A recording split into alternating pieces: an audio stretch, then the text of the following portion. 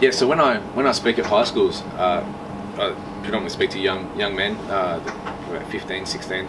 You know, the guys walk in and you can see them. I see myself in them walking in. You know, you can see the heavy ones, the ones that are the main sort of guys, whatever. They walk in with their strut and they sit down, and then I do my talk and I speak to the guys, and I've got this really cool process that, I've got the cool stories, whatever, that gets them sort of glued to me. But then I've got this cool process that opens their eyes up to the ego and the false self and the different labels that we place on ourselves to put this sort of mask on, okay? Yeah. And after my talks, some of the guys come up to me that were walked in, whatever, and they shake my hand and thanks for your talk, whatever, and they go, and then afterwards I get messages on Facebook, because again, they're worried about what their boys think if they ask a stupid question, whatever.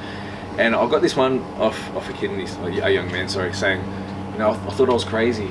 Thank you for today. I thought I was the only one that had these thoughts. I thought I was going bonkers, but now realizing that everybody goes through these same things, I've come to realize that it's okay. It's okay. It's not who I am. It's just thoughts. And like I said, some of these kids think they're crazy.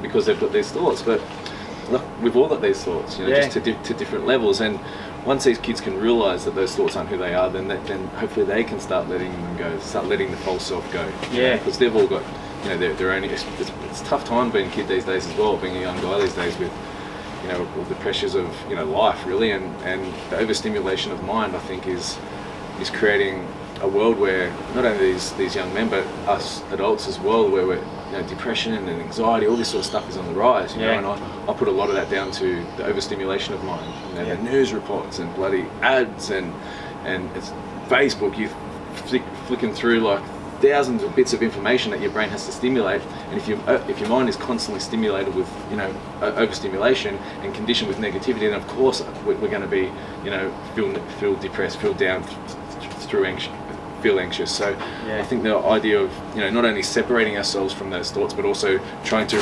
ease some of those thoughts as well is the key to a happier life.